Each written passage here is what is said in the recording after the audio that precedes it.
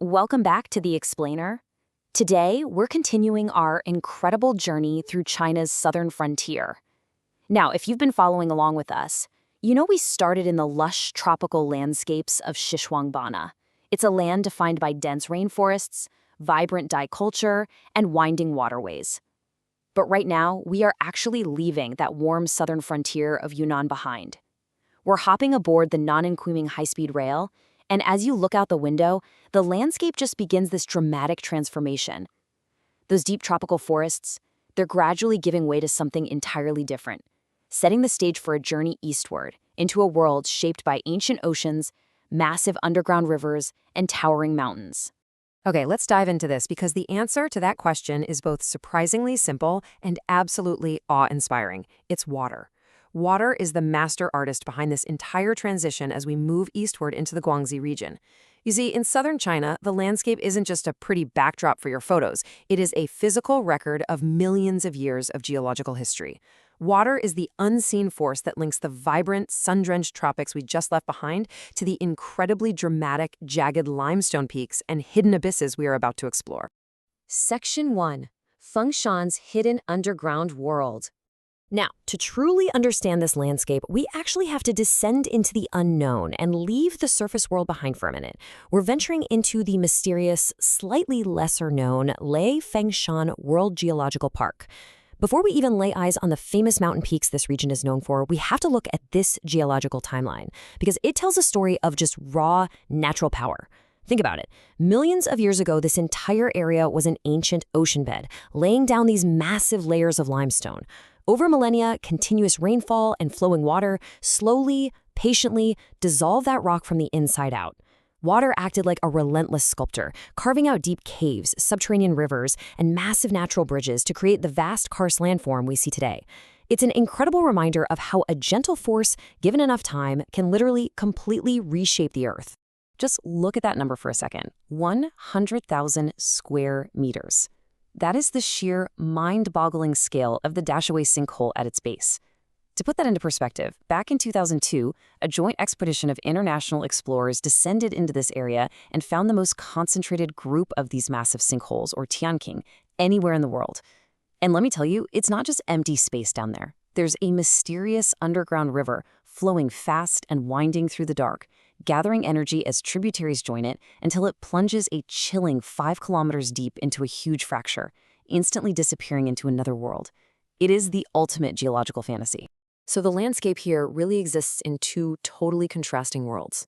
On one hand, you have Fengshan, this hidden, dark, mysterious subterranean world of massive sinkholes and rivers swallowed by the earth. But the exact same water, using the exact same geological processes, eventually brings us back above ground to Guilin, a bright, poetic, monumental landscape where those karst peaks rise triumphantly into the sky. It's such a brilliant transition from the hidden depths to the grand, celebrated heights. Section 2. Guilin, Mountains Becoming Poetry. Now, what's really interesting about this is how, once we emerge above ground in Guilin, geology kind of transcends science and becomes a powerful cultural symbol. It's a place where nature paints a canvas of time. Notice the perfect harmony here between the natural environment and human architecture. First up, you have Elephant Trunk Hill. It's a massive rock formation that literally looks exactly like a giant elephant dipping its trunk into the river to take a drink. And right nearby, resting right in the center of Shan Lake, you have the Sun and Moon Twin Pagodas.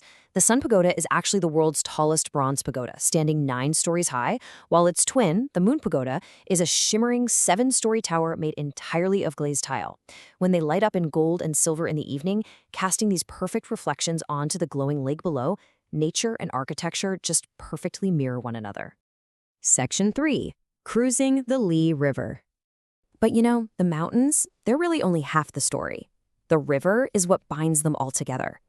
Drifting down the Li River is honestly like floating through a living museum. Mist rises gently off the crystal clear water as these towering limestone cliffs rise sharply on either side of you.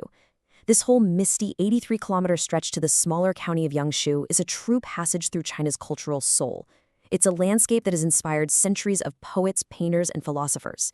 As you cruise along, you pass places like Moral Hill, which is this massive, flat cliff face where the natural weathering of the rock miraculously resembles a giant fresco of horses caught in different dynamic poses.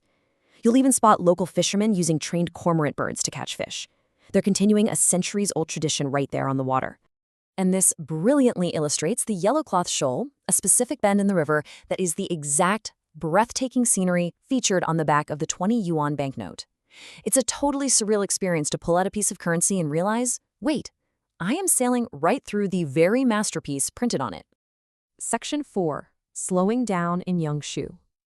As the cruise concludes, our journey shifts to a much slower, intimate immersion.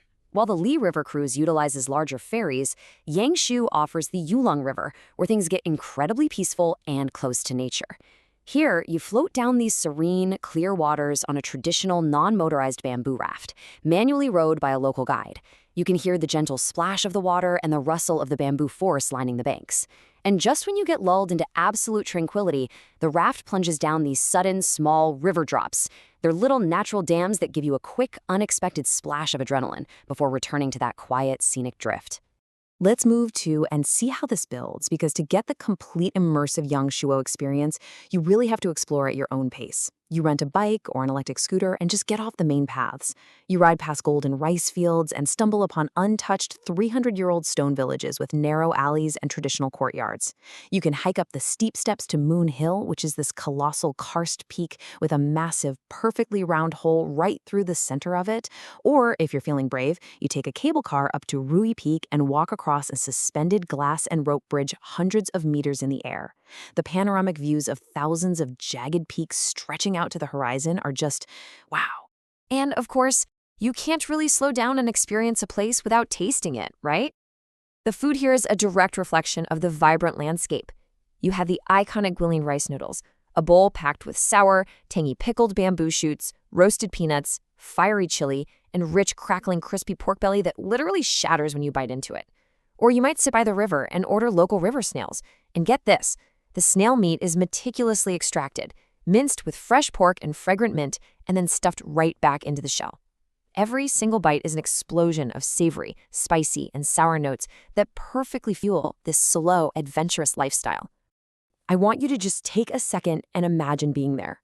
As one source perfectly puts it, every now and then you'll find yourself in a quiet moment, feeling like you've stepped into a living ink painting. Just imagine the mist rolling over those green peaks as you sit on a bamboo raft, eating sweet osmanthus cakes, completely disconnected from the hustle of modern life and fully tethered to this ancient, poetic environment.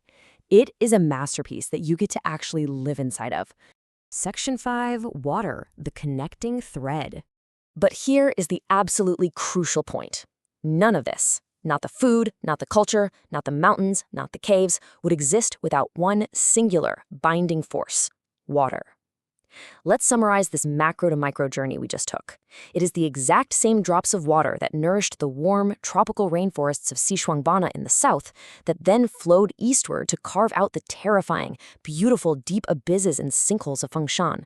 And it's that same water that ultimately shaped the artistic, towering heights of Guilin and Yangshuo, carving the very stone that inspired thousands of years of Chinese poetry and art.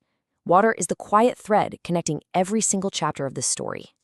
So what does this all mean? Well, it leaves us with a final thought to ponder. We've just seen how a gentle, persistent force like water can carve mountains and build entirely new subterranean worlds over millennia. So take a look at your own surroundings today. What unseen forces are quietly shaping the world around you right now?